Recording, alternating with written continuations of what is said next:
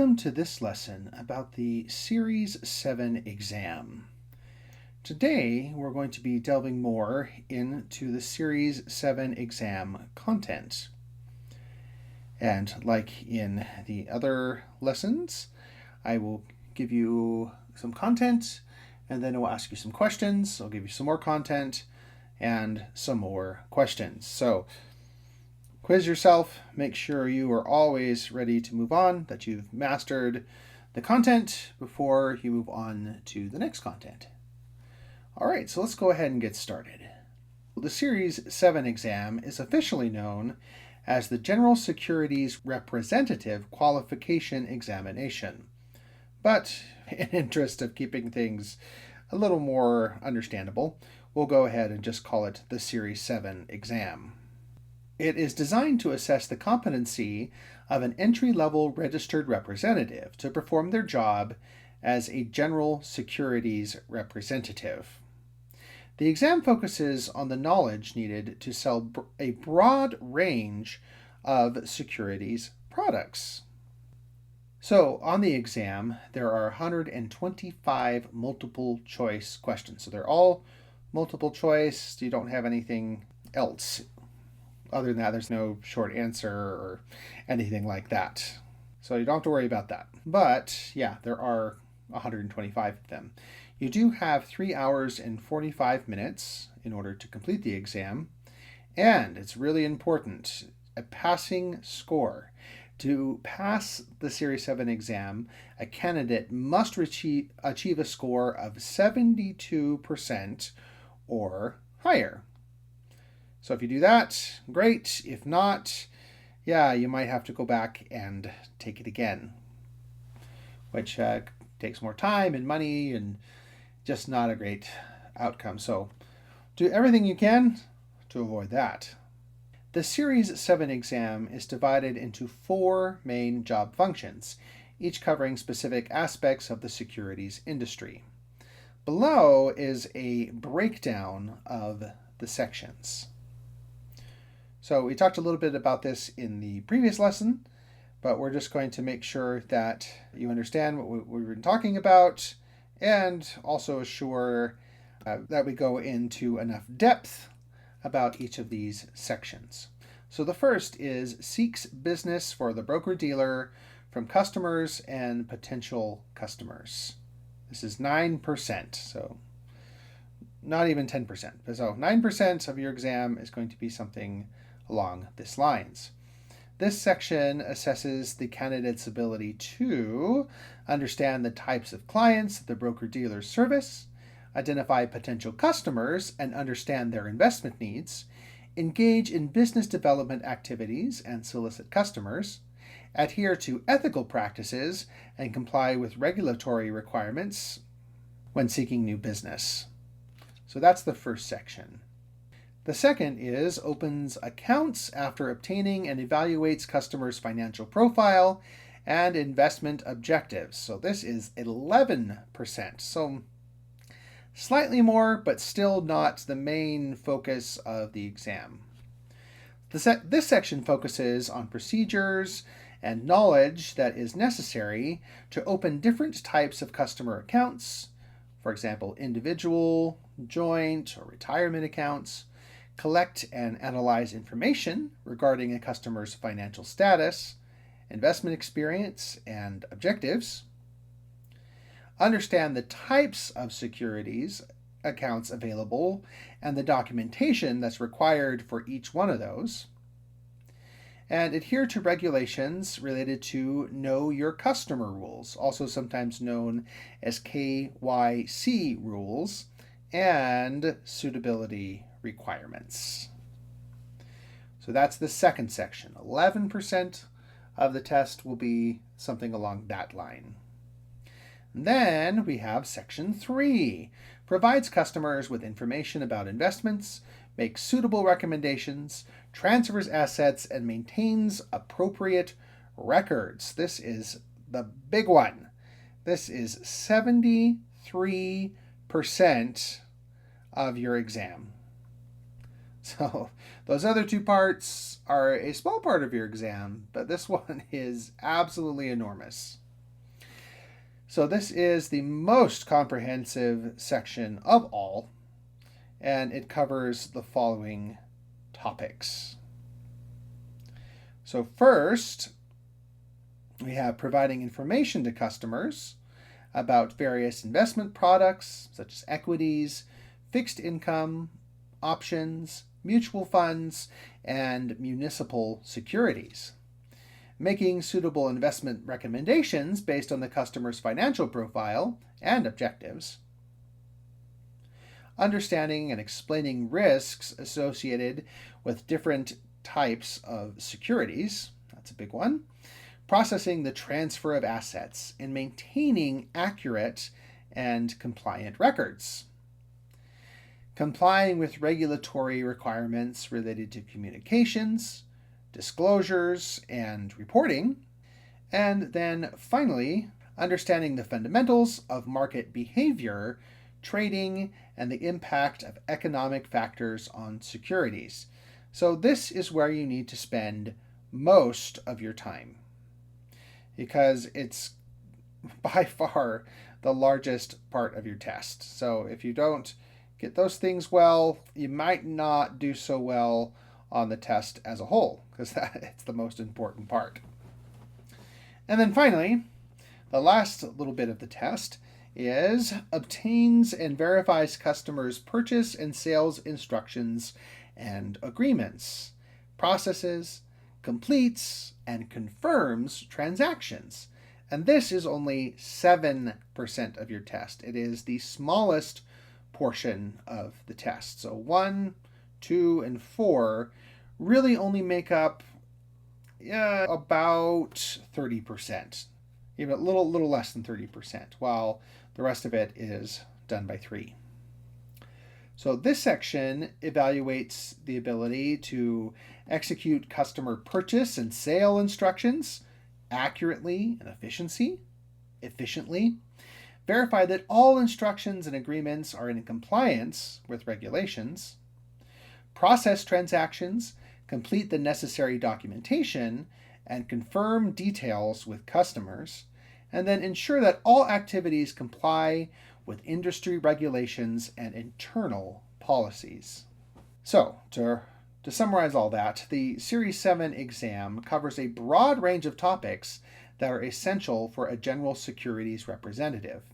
It is divided into 4 main sections: seeking business for the broker-dealer, opening accounts, providing investment information and recommendations, and processing transactions. So those are the different parts that you should know about.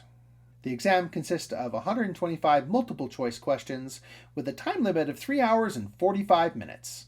Understanding the content and structure of the exam is crucial for effective preparation and success. All right, so now we are on to some questions. See how you're doing with this content by answering these questions. What does the Series 7 exam qualify an individual to do? A. Sell life insurance policies. B. Trade and sell securities. C. Manage hedge funds. Or D. Provide tax advice. In this case, the correct answer is B. Trade and sell securities. Which regulatory body administers the Series 7 exam? Is it A. Securities and Exchange Commission, or SEC, the Federal Reserve, the Financial Industry Regulatory Authority, or the U.S. Department of Treasury? The answer is C. Financial Industry Regulatory Authority, also known as FINRA. How many questions are on the Series 7 exam? A. 100, B. 125, C. 150, D. 175. The correct answer is B. 125. My next question is, which of the following topics is not covered on the Series 7 exam? A. Opening customer accounts. B. Recommending suitable investments. C. Processing transactions. D. Prepping tax returns. The correct answer is D. Prepping tax returns. That is not a section on the Series 7 exam. What is the time limit for completing the Series 7 exam?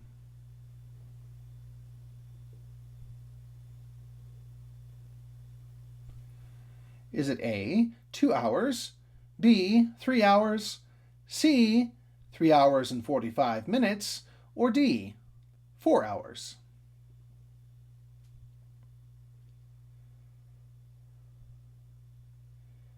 The answer is C, 3 hours and 45 minutes. Passing the Series 7 exam allows a representative to A. Provide legal advice, B. Trade options contracts, C. Manage real estate investments, or D. Offer retirement planning exclusively.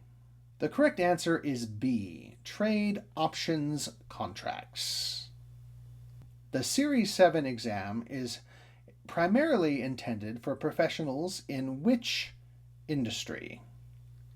Is it A. Real estate, B. Insurance, C. Securities, or D. Banking? The correct answer is C. Securities. What is one of the main functions tested in the Series 7 exam? A. Marketing financial products, B. Auditing financial statements, C. Providing customers with investment information and recommendations, D. Writing software for trading platforms. The correct answer is C. Providing customers with investment information and recommendations. The Series 7 exam ensures that candidates have knowledge in A. Securities law, B. Tax preparation, C. Real estate management, D. Credit analysis. The correct answer is A. Securities law. Which of the following is true about the Series 7 exam? A. It is a prerequisite for managing client retirement accounts only. B. It is the only exam required to sell mutual funds. C. It is a broad qualification exam for general securities representatives. Or D. It is not necessary for selling corporate bonds. The correct answer is C. It is a broad qualification exam for general securities representatives.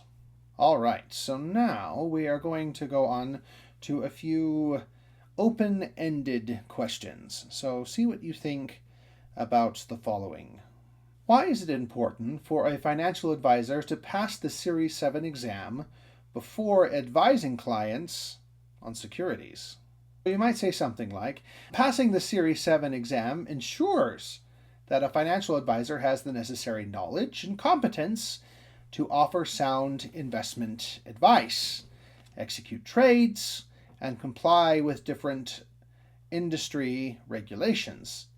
This protects the interests of clients and maintains the integrity of financial markets. Next, how does the Series 7 exam prepare candidates to handle customer accounts?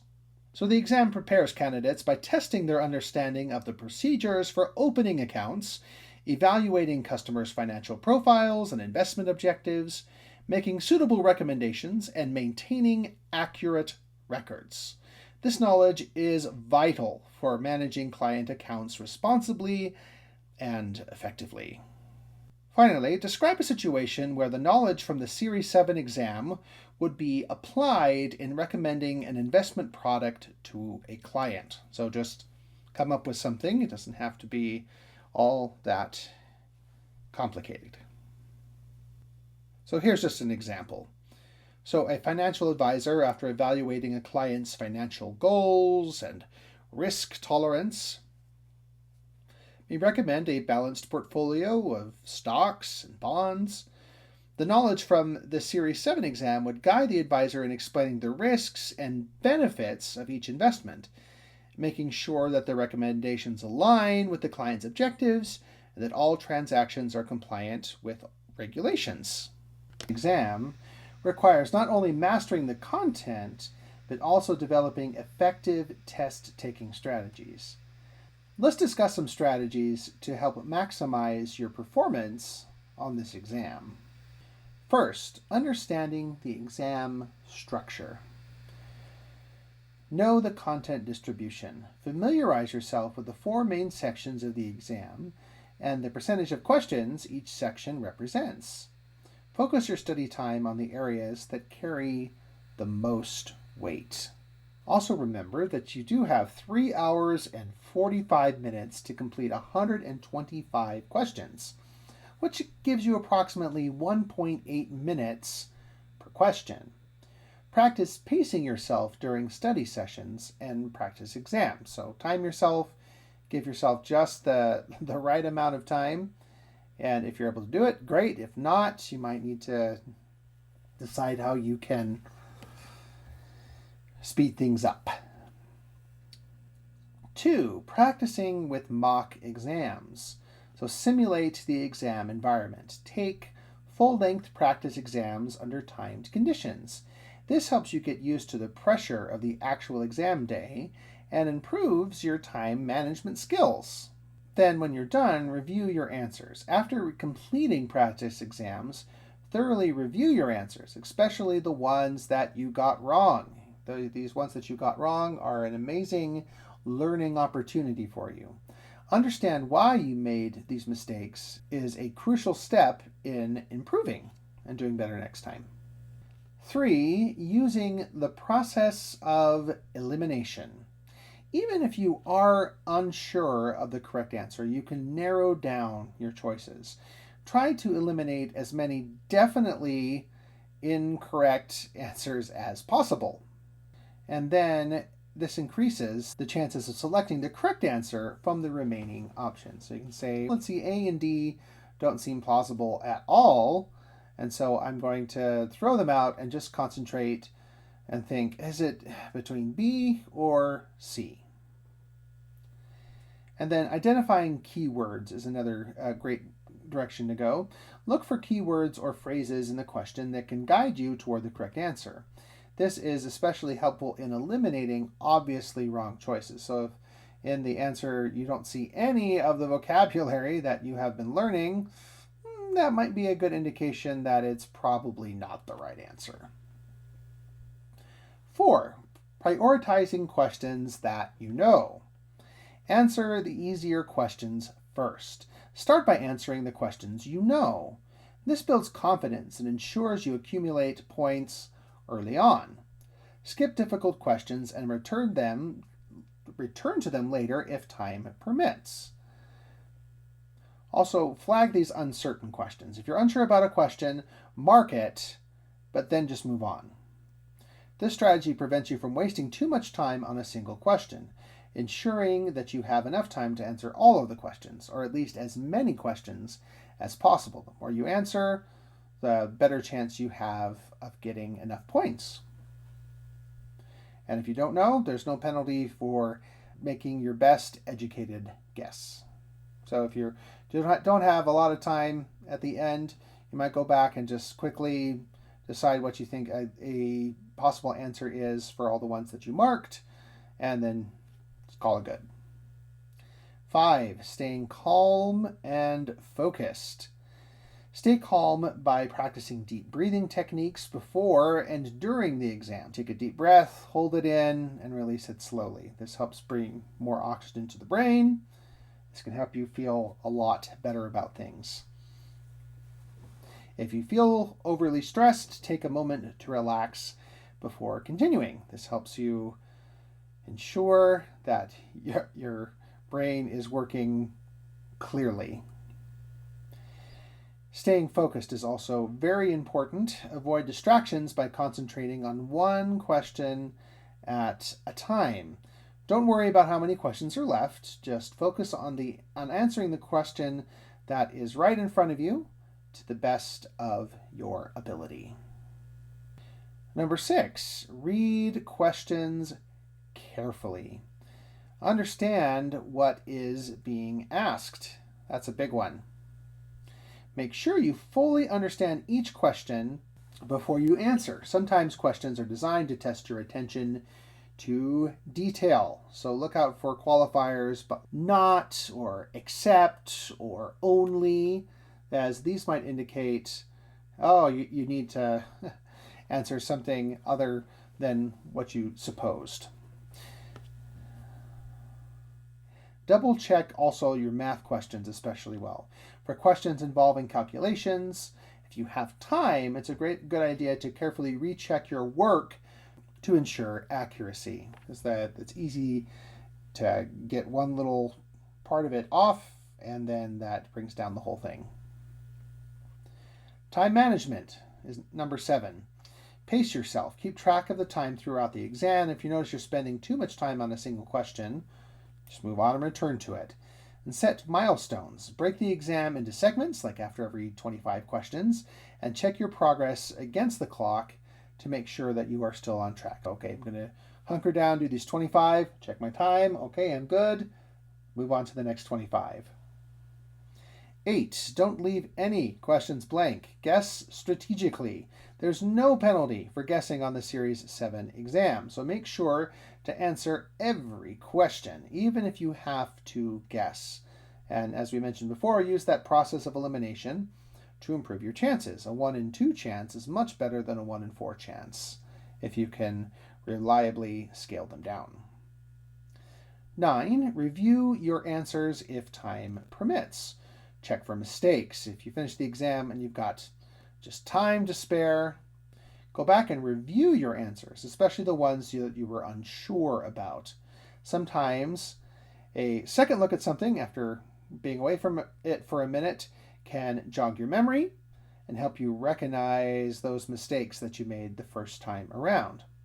And finally, number 10, maintain a positive mindset. Your confidence is key. Go into the exam with a positive attitude, confident in the preparation that you've done. Believing in your ability to succeed can make a significant difference in your performance. A lot of that just comes down to your attitude. All right, so let me go ahead and summarize all of those strategies once again. We have understanding the structure and timing of the exam, practice with full-length timed exams, use elimination techniques to narrow down answer choices, prioritize easy questions and flag difficult ones, manage stress and stay focused during the test, pace yourself to ensure all questions are answered, guess strategically and review your answers if time allows, and then do your best to maintain confidence throughout the exam. By incorporating these strategies into your preparation, you'll enhance your ability to perform well on the Series 7 exam. All right, we're ready for some questions. Well, both multiple choice and open-ended to help you decide whether you are ready to move on.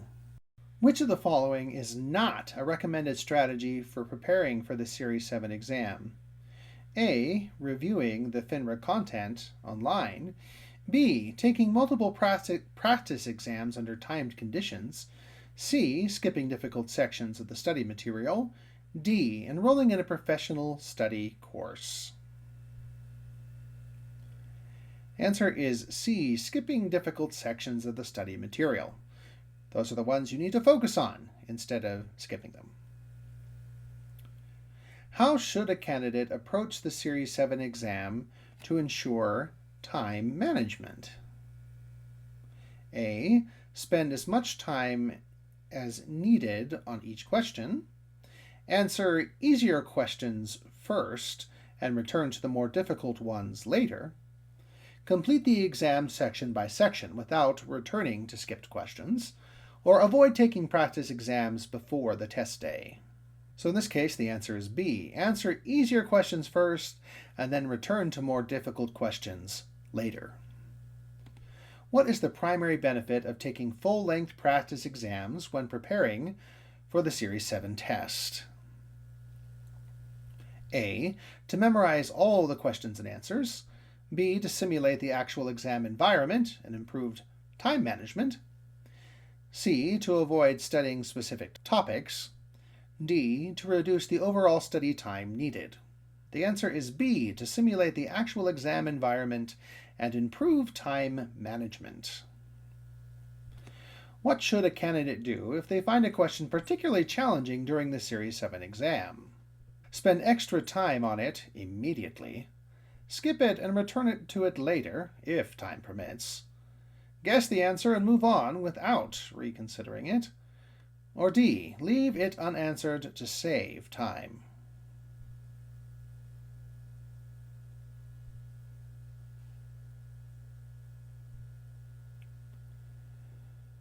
The answer is B. Skip it and return to it later if time permits. Why is it important to review wrong answers for practice exams? A. To memorize the correct answers for the exam. B. To understand why mistakes were made and learn from them. C. To focus on guessing strategies. Or D. To reduce overall study time. The correct answer is B. To understand why mistakes were made and to learn from them. All right, and finally we have a couple open-ended questions. How does taking multiple practice exams benefit a candidate preparing for the Series 7 exam? So there are a lot of different answers you might say, but taking multiple practice exams helps the candidate become familiar with the format and the timing of the Series 7 exam, helps them identify areas of weakness, improve their time management skills, and reduce test anxiety by simulating the actual exam experience. And then finally, describe an effective study strategy that could be used to prepare for the Series 7 exam. So this might vary depending on your style, but what are some things that you could do? An effective study strategy might include creating a detailed study schedule that allocates time based on the weight of each exam topic, using a combination of textbooks, video lectures, audio lectures, practice exams, and regularly reviewing and reinforcing concepts that are challenging. It will probably also include taking full-length timed practice exams to build confidence and improve exam-taking skills. All right, how did you do? If you're feeling good about things, it's okay to go ahead and move on. If not, you might want to review this material before progressing. And that is all for our lesson for today. Thank you very much for listening.